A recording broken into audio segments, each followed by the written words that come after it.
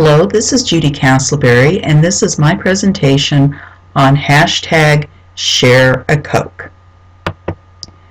So just in case you've been hiding under a rock and you might not be familiar with the hashtag Share a Coke campaign, what this is in the summer of 2014, Coca-Cola selected 250 of the most popular names of teens and millennials and put them on their Coca-Cola products.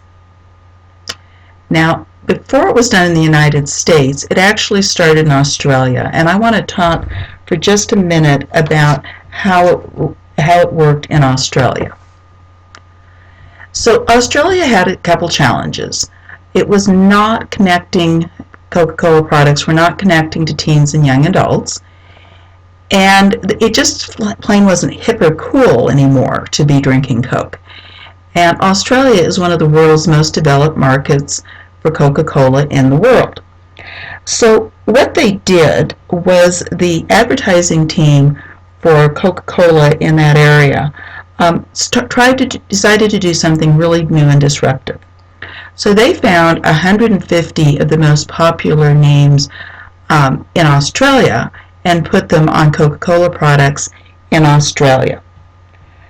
What they were trying to do was connect with Australians.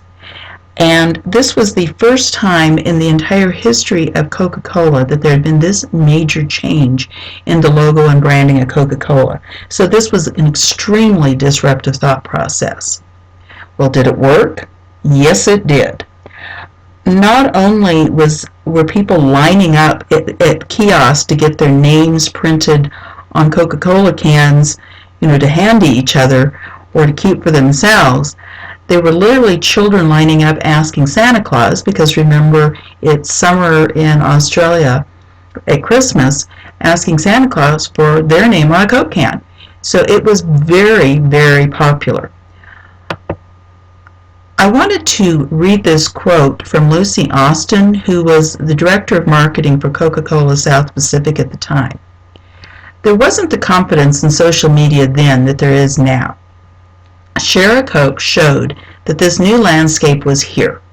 There is still a belief in the marketing world that you need to spend big on media to make sure people see your ideas. But Share a Coke proved that you can focus your resources on building ideas that people want. So now I want to talk a little bit about what it looked like in social media. So not only could you share real bottles of Coke with your friends, you could also go on a website and create a virtual bottle of Coke and share it with your friends that way. So this website at hashtag shareacoke.com was extremely popular. But let's talk a little bit more about the other forms of social media. This top image is the analytics from Instagram on this campaign last summer in the United States. The red bars are photo shares, and the blue bar at the top are shares of videos. And as you can see, there was a lot of shares. But what was most fascinating was the fact that there was the green line, which shows the number of engagements.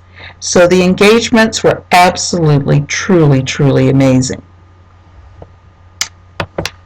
Now on Twitter, there were 340,000 mentions of hashtag Share a Coke between May and September. If you'll notice on this chart, there are two images that really create a spike. And I want to dive down into those two images. The first is this one. This is Share a Coke with ponies, which in the face of it wouldn't make any sense to you until you realize that this is a phrase used on a variety show in the Philippines, and they call their fans ponies. So they were sharing a Coke with all of their friends and fans to this show, which also shows how this campaign also went into other media, not online, things like the television show in the Philippines. The other major spike was this one, and this was a video that was created by Cameron Dallas, who is apparently a kind of a celebrity on YouTube. This person has 3 million followers on YouTube. So when he posted a YouTube video using Share a Coke as his theme, suddenly those 3 million people were sharing the image also on Instagram. Even Girl Facebook got in the picture. And that means literally everyone from my Aunt Pearlie, who was sharing a Coke with her husband James, to Coca-Cola itself, who was sharing a Coke with Laura, apparently, with this dog. Now, I love my Aunt Pearlie, but quite honestly, hers did not get near the response as the dog. The dog image had 2,491 shares and over 47,000 people who just liked this image. So what about results? Because social media is all about results. Well, in case you weren't aware, for 10 years there's been a steady decline of sales of Coca-Cola products. During this campaign, the sales volume for Coca-Cola products was up 4%, and the dollar amount was up 2.5%. Just to give you a point of reference, PepsiCo and Dr. Pepper also have been declining, and during the same time period, they declined. So it wasn't because it was a hot summer. It was because of this campaign. And again, these might look like small numbers, but remember how large Coca-Cola is. That's a pretty major significant bump in Coca-Cola sales. So why did it work? Well, I think it worked because it was personalized. Lucy Austin herself said that the first time she saw her name on a Coke bottle, she knew it was going to win because she suddenly got excited.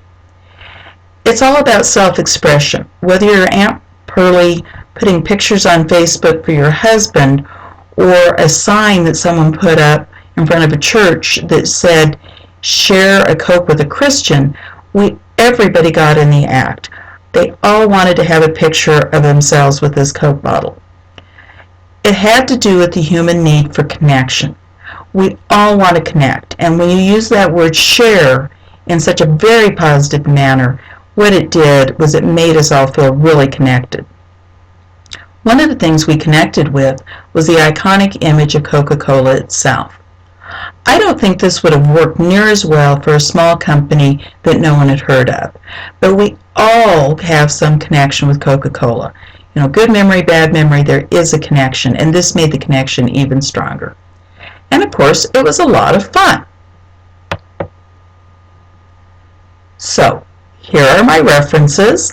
Thank you for listening, and I think it's time to go have a Coke.